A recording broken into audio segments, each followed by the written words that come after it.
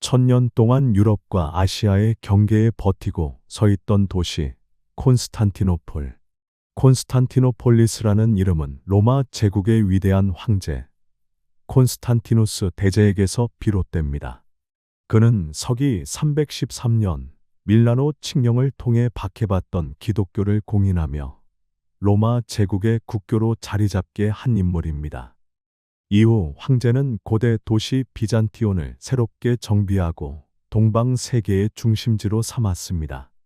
서기 330년 그는 이곳을 새로운 로마라 선포하며 자신의 이름을 붙여 콘스탄티노의 도시 콘스탄티노폴리스라 불리게 했습니다.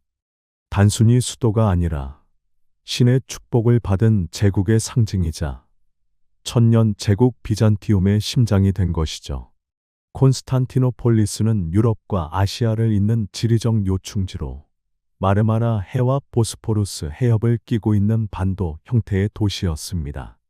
그곳은 단순한 수도가 아니라 기독교 세계의 심장이었고 동서교역의 관문이었으며 제국의 자존심이었습니다. 수많은 군대와 침략자들이 이 도시에 도전했지만 그 누구도 그 성벽을 넘어설 수 없었습니다. 그래서 사람들은 이곳을 난공불락의 요새라 불렀습니다. 하지만 1453년 4월 6일 시작된 공성전은 55일간 지속되었고 5월 29일 함락되면서 모든 것이 무너져 내립니다. 불과 21살의 젊은 술탄 메흐메트 2세가 이끄는 오스만 제국이 천년 제국의 심장을 향해 진군합니다. 그는 정면 돌파만으로는 불가능한 전투에서 역사상 가장 기발하고 대담한 전술을 펼치게 되죠. 배를 산 위로 끌어올려 바다를 우회하는 이 믿기 어려운 전략은 결국 제국의 운명을 바꿉니다. 그날 천년의 역사를 자랑하던 동로마 제국은 마침내 무너지고 세계사의 흐름은 돌이킬 수 없이 바뀌었습니다. 콘스탄티노플의 함락은 단순한 도시의 몰락이 아니라 중세의 종말과 새로운 시대의 서막을 알리는 신호탄이었죠.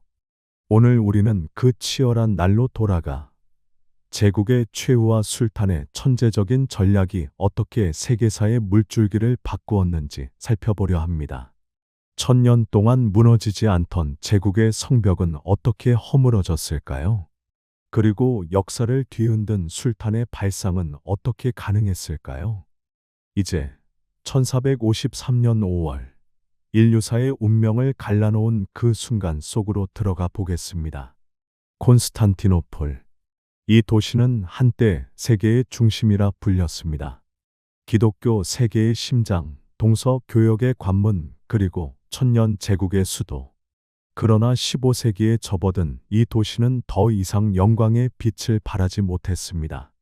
동로마 제국 혹은 비잔티움 제국은 이미 오래전부터 기울고 있었습니다. 한때 지중해와 발칸 반도를 장악했던 그 거대한 영토는 이제 거의 모두 사라지고 제국은 수도와 그 주변만 겨우 지키는 작은 나라로 전락해 있었습니다. 바깥은 이미 오스만 제국의 세력권이었고 콘스탄티노플은 거대한 제국 속에 고립된 작은 섬과 같았죠. 경제 상황은 더욱 심각했습니다. 동서교역로는 이미 오스만이 장악했고 항구는 예전처럼 활기를 잃었습니다. 도시의 인구는 줄고 화려한 건물들은 낡아가며 재정은 바닥을 드러냈습니다. 콘스탄티노플은 천년의 역사 위에 서 있었지만 사람들의 삶은 점점 더 피폐해져 갔습니다. 정치적 상황 역시 절망적이었습니다. 마지막 황제 콘스탄티누스 11세 팔라이올로고스는 용감하고 헌신적인 군주였지만 제국을 구하기에는 힘이 너무 약했습니다. 그는 유럽의 기독교 세계에 도움을 요청했습니다. 하지만 십자군 전쟁 이후 서유럽은 이미 오스만과의 전쟁에 지쳤고 내부의 분열과 갈등에 휘말려 있었습니다. 교황은 군대를 파견하겠다고 약속했지만 실제로 도착한 병력은 너무도 미약했습니다. 도시 안에서는 불안과 긴장이 높아졌습니다. 성벽은 여전히 웅장했지만 그 그 성벽을 지킬 병사와 무기는 턱없이 부족했습니다. 병사들은 7,000명 남짓, 그중 상당수는 외국 용병이었고 오스만의 수십만 대군과는 도저히 비교가 되지 않았습니다. 도시의 성문 밖에는 이미 오스만군이 진을 치고 있었고 주민들은 곧 닥쳐올 운명을 두려움 속에 기다릴 수밖에 없었습니다. 하지만 그럼에도 불구하고 시민들과 황제는 굴복하지 않았습니다. 콘스탄티누스 황제는 나는 이 도시와 함께 죽을 것이다 라며 결의를 다졌습니다. 그는 신하들과 병사들에게 마지막 순간까지 싸우자고 호소했습니다. 황제와 시민들은 기도하며 성당에 모여 천년 제국의 마지막을 준비했습니다. 이렇게 1453년의 봄, 콘스탄티노플은 거대한 오스만 제국에 포위된 작은 섬처럼 남아 있었습니다. 과거의 영광은 사라지고 도움을 줄 우방은 없었으며 군사력은 턱없이 부족했습니다.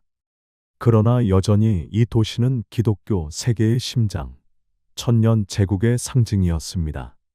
그리고 바로 이 상징을 무너뜨리기 위해 젊은 술탄 메흐메트 2세는 거대한 군대와 함께 성벽 앞에 다가오고 있었습니다.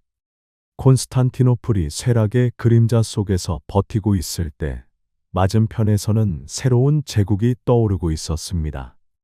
바로 오스만 제국이었습니다. 불과 한 세기 전만 해도 작은 부족 국가였던 오스만은 번개처럼 확장하며 아나톨리아와 발칸을 휩쓸었습니다. 그들은 기동력이 뛰어난 군사, 조직적인 행정체계, 그리고 신앙심으로 무장한 전사들을 바탕으로 급속히 강대국으로 성장했습니다. 이 거대한 제국의 운명을 이끌 인물이 바로 술탄 메흐메트 2세였습니다. 그는 1432년에 태어나 어린 나이에 왕위에 올랐습니다. 그러나 첫 번째 통치는 오래가지 못했습니다. 나이가 너무 어렸고 경험 부족으로 권력 투쟁에 휘말리면서 잠시 왕위를 잃었죠. 하지만 이 젊은 군주는 포기하지 않았습니다. 그는 책을 탐독하며 군사 전략과 역사를 배웠고 과거 위대한 정복자들의 전기를 읽으며 자신의 꿈을 키워 나갔습니다. 그의 머릿속에는 분명한 목표가 있었습니다. 콘스탄티노플을 정복하라. 이 도시는 단순한 수도가 아니었습니다. 기독교 세계의 상징이자 동서 무역의 요충지, 그리고 제국의 영원한 수건 과제였습니다. 아버지 무라드 2세조차 이루지 못한 이 과업을 메흐메트는 자신의 운명으로 받아들였습니다. 그가 왕위에 복귀했을 때 나이는 고작 21살이었습니다. 하지만 그의 눈빛은 나이를 훨씬 뛰어넘는 결단과 야망으로 빛나고 있었습니다. 그는 정복자 페이트라는 이름을 얻기 위해 모든 것을 걸 준비가 되어 있었습니다. 메흐메트 2세는 군사적 준비에 착수했습니다.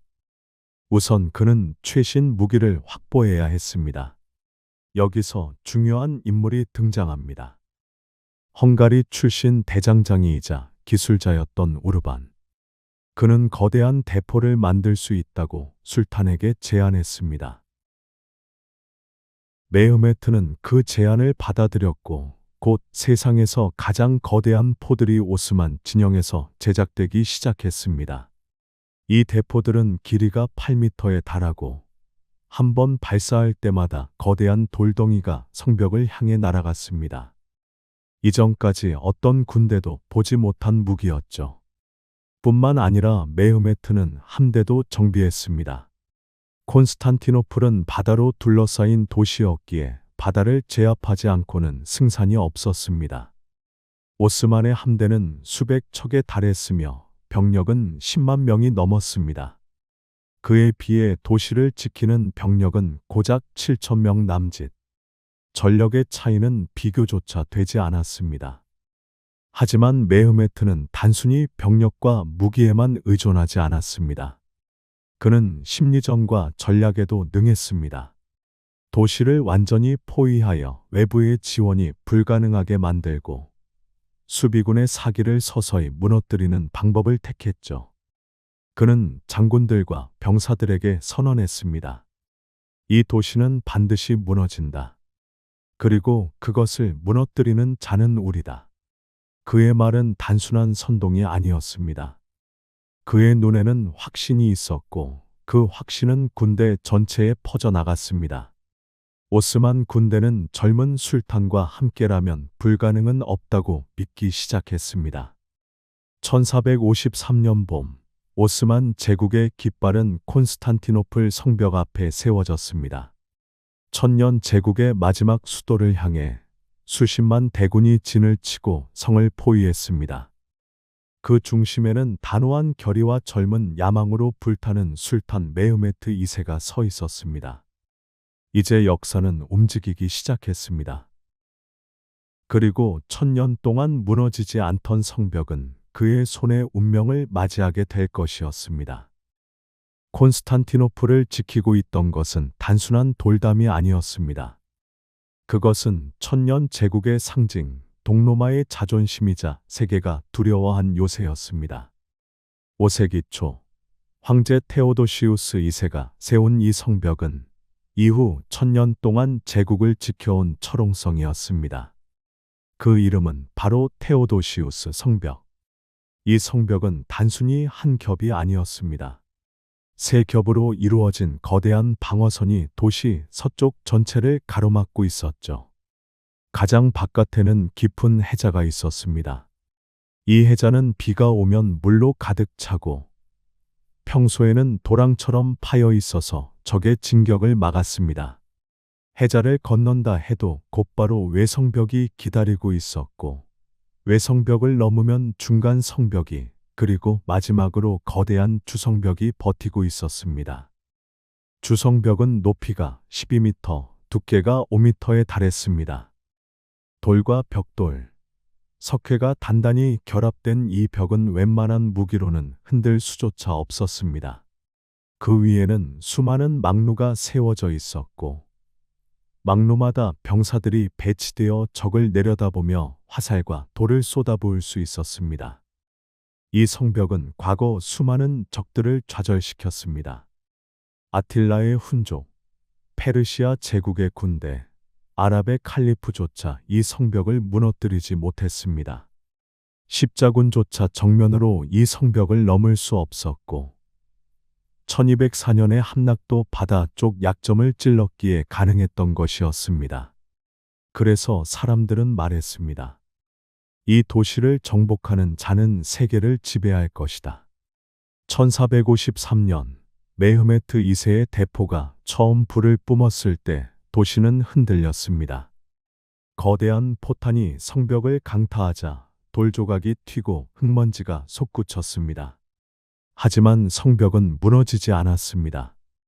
크고 강력한 포탄이 쏟아졌지만 수비군은 곧바로 달려가 돌을 다시 쌓고 구멍을 메웠습니다. 낮에 뚫린 성벽은 밤이면 다시 복구되었고 오스만의 포격은 무한 반복되는 소모전으로 흘러갔습니다. 콘스탄티노플의 수비병은 많지 않았지만 성벽이 그들을 대신해 싸워주고 있었습니다. 수비대의 지휘관, 제노바 용병 장군 지오반니 저스티니아니는 병사들을 독려하며 성벽 곳곳을 지켰습니다. 그는 강철 갑옷을 입고 앞장서 싸우며 병사들에게 우리는 이 도시를 지킬 수 있다는 희망을 주었습니다. 그러나 오스만의 공격은 점점 더 집요해졌습니다. 메흐메트 2세의 군대는 낮에는 대포로 성벽을 두드리고 밤에는 참호를 메우며 적글로를 만들었습니다. 성벽 앞 해자는 흙과 돌로 채워졌고 공성탑과 사다리가 조금씩 가까워졌습니다. 그럼에도 불구하고 성벽은 여전히 버티고 있었습니다. 그 웅장한 모습은 수비군에게 마지막 희망이자 동시에 공격군에게는 두려움이었습니다. 메흐메트조차 생각했습니다. 이 벽을 무너뜨릴 수 있을까? 하지만 그는 결코 포기하지 않았습니다. 난공불락이라 불린 콘스탄티노플의 성벽. 그것은 단순히 제국의 돌담이 아니라 천년의 신념과 믿음이 쌓아 올린 상징이었습니다. 그러나 이 웅장한 벽도 역사라는 거대한 흐름 앞에서는 결국 시험대에 오르게 됩니다. 그리고 곧 메흐메트의 기발한 전략이 이 벽을 무의미하게 만들 날이 다가오고 있었습니다. 1453년 봄, 오스만의 포격은 여전히 이어지고 있었지만 콘스탄티노플은 꿋꿋이 버티고 있었습니다. 테오도시우스 성벽은 낮마다 무너지고 밤마다 다시 세워졌습니다. 도시의 병사와 시민들은 마지막 희망을 붙잡은 채 성벽 위를 지켰습니다. 그러나 젊은 술탄 메흐메트 2세는 단순한 포격만으로는 승산이 없다는 것을 이미 알고 있었습니다. 그는 결단을 내립니다. 바다에서 못 들어간다면 육지를 통해 가면 되지 않는가. 이 발상은 누구도 상상하지 못했던 것이었습니다. 콘스탄티노플 북쪽에 위치한 금강만은 천연의 항구였지만 입구에는 거대한 쇠사슬이 걸려 있었습니다. 쇠사슬은 물 위를 가로막고 있어 아무리 강력한 함대라도 들어갈 수 없었죠. 동로마의 수비군은 이곳이야말로 가장 안전한 방어선이라고 믿고 있었습니다. 그러나 메흐메트는 금강만을 정면으로 뚫으려 하지 않았습니다. 그는 병사들에게 지시합니다. 배를 산 위로 끌어올려라. 금강만 끌어올려라, 서쪽에는 배를 산 위로! 갈라타 언덕이 있었습니다. 지금의 이스탄불 카라kö이와 베이오울루 일대, 가파른 경사와 울창한 숲이 이어지는 험지였습니다. 상식적으로는 배를 끌고 지나갈 수 없는 지형이었죠. 하지만 오스만 병사들은 길을 닫기 시작했습니다. 그들은 나무를 베어 굵은 통나무를 만들었습니다. 통나무는 마치 커다란 바퀴처럼 굴림대 역할을 했습니다. 병사들은 그 위에 기름과 동물성 지방, 심지어 비누까지 발라 표면을 미끄럽게 만들었습니다. 마치 오늘날의 윤활유처럼 배가 쉽게 굴러갈 수 있도록 한 것이죠. 밤마다 불빛이 깜박이는 언덕 위에서 병사들은 구령을 외치며 길을 정비했고 금강만을 향한 새로운 길이 점점 열리고 있었습니다. 드디어 작전 개시의 밤이 다가왔습니다. 수십 척의 전함이 해안에서 끌어올려졌습니다. 병사 수백 명이 줄을 매달아 힘을 합쳤고 북과 나팔이 울려 퍼지며 구령을 마쳤습니다. 언덕은 마치 전쟁터가 아니라 거대한 행진 무대 같았습니다. 쿵, 쿵 울려 퍼지는 북소리와 함성은 도시 성벽까지 메아리 쳤습니다. 어떤 수비군은 이 소리를 듣고 산이 울부짖는다고 묘사하기도 했습니다.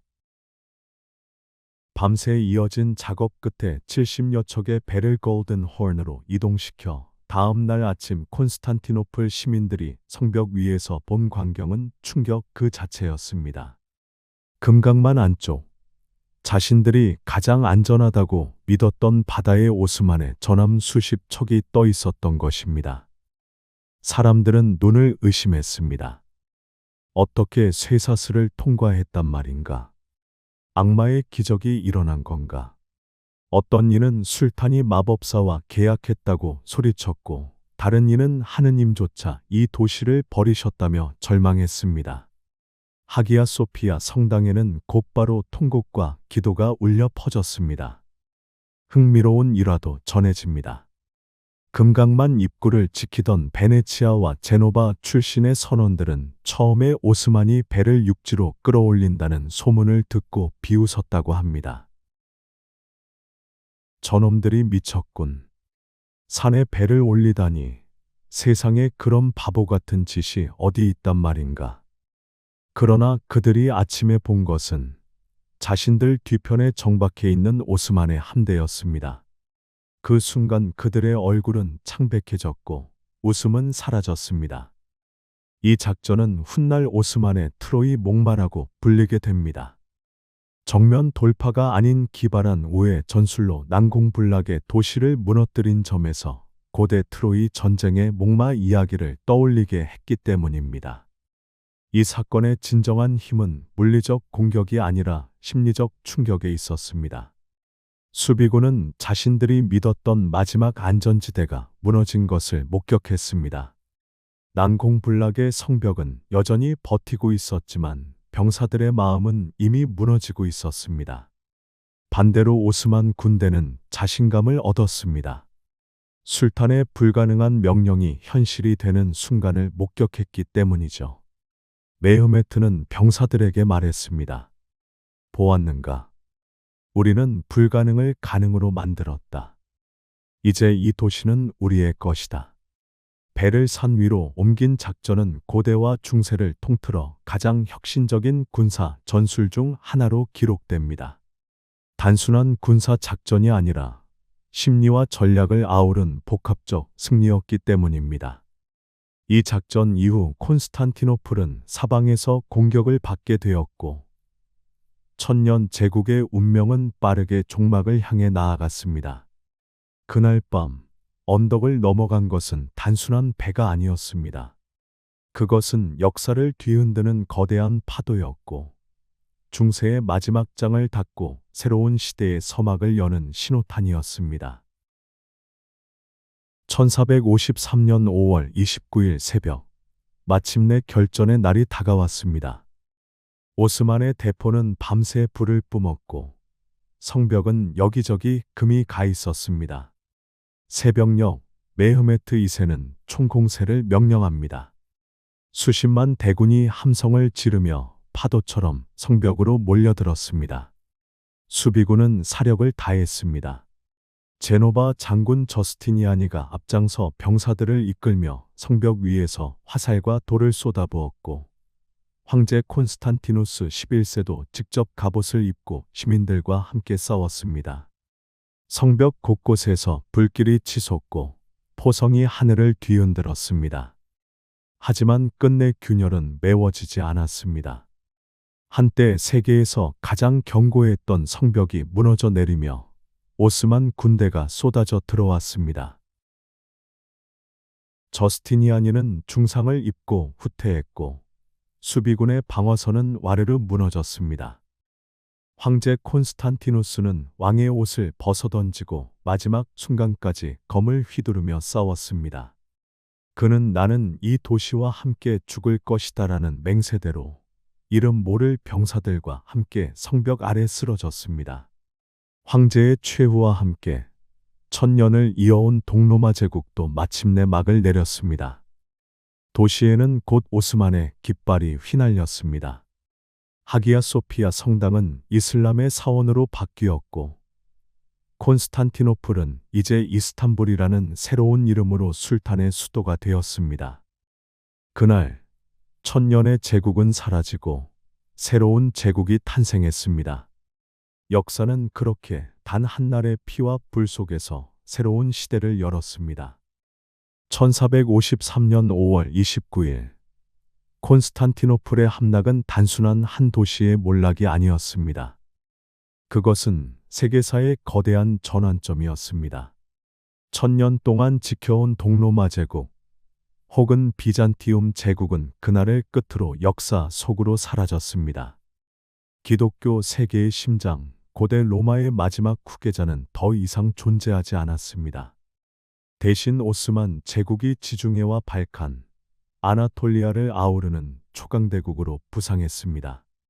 젊은 술탄 메흐메트 2세는 정복자라는 이름을 얻었고, 이스탄불은 오스만의 새로운 수도가 되었습니다. 그러나 이 사건의 여파는 더 넓은 세계로 퍼져나갔습니다. 콘스탄티노플이 무너지자 유럽은 동방으로 향하는 교역로를 잃었습니다. 향신료와 비단, 금은 보화를 얻기 위해 유럽인들은 더 이상 육로에 의존할 수 없게 되었죠. 그 결과 새로운 길을 찾으려는 탐험이 시작됩니다. 바로 대항해 시대의 개막이었습니다. 콜럼버스, 바스코 다 가마, 마젤란이 대양을 건너 새로운 세계를 향했던 출발점에는 콘스탄티노플 함락이 있었습니다. 또한 이 사건은 상징적으로 중세의 종말, 근세의 시작을 알리는 순간으로 기록됩니다. 한 시대가 끝나고 새로운 세계 질서가 열렸던 것입니다. 콘스탄티노플의 함락은 단순히 한 도시의 몰락이 아니라 문명의 무게추가 이동하는 순간이었습니다. 천년 제국의 마지막 불빛이 꺼지는 동시에 새로운 시대의 불길이 타올랐습니다. 1453년 5월, 천년을 버텨온 제국의 수도 콘스탄티노플은 마침내 무너졌습니다. 거대한 성벽은 함락되었고 황제는 마지막 순간까지 검을 휘두르다 쓰러졌습니다. 그날 이후 도시는 이스탄불이라는 새로운 이름으로 오스만 제국의 심장이 되었습니다. 그러나 이 사건은 단순히 제국의 몰락으로 끝나지 않았습니다. 콘스탄티노플의 함락은 세계사의 물줄기를 바꿔놓은 거대한 사건이었습니다. 유럽인들은 새로운 길을 찾기 시작했고 대항해 시대가 열렸습니다. 신대륙이 발견되고 인류의 세계는 넓어졌습니다. 한 도시의 몰락이 새로운 세계사의 출발점이 된 것입니다. 이 이야기는 우리에게 묻습니다. 문명의 흥망은 어디에서 비롯되는가? 천년을 버텨온 제국도 결국은 무너졌습니다. 하지만 그 몰락은 새로운 질서를 낳았습니다.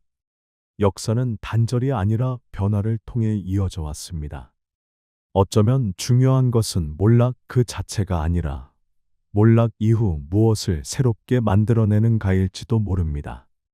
메흐메트 2세는 불가능해 보이던 전략으로 제국을 무너뜨렸고 유럽은 그 충격 속에서 바다로 나아가 새로운 시대를 열었습니다.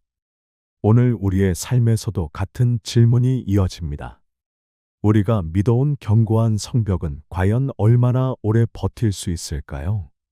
그리고 그 벽이 무너지는 순간 우리는 새로운 길을 찾을 용기를 낼 수 있을까요? 역사는 늘 우리에게 답을 주지 않습니다. 대신 질문을 남깁니다. 이제 여러분의 생각을 듣고 싶습니다. 콘스탄티노플의 마지막 순간과 메흐메트의 천재적 전략, 그리고 그 이후의 세계사적 전환.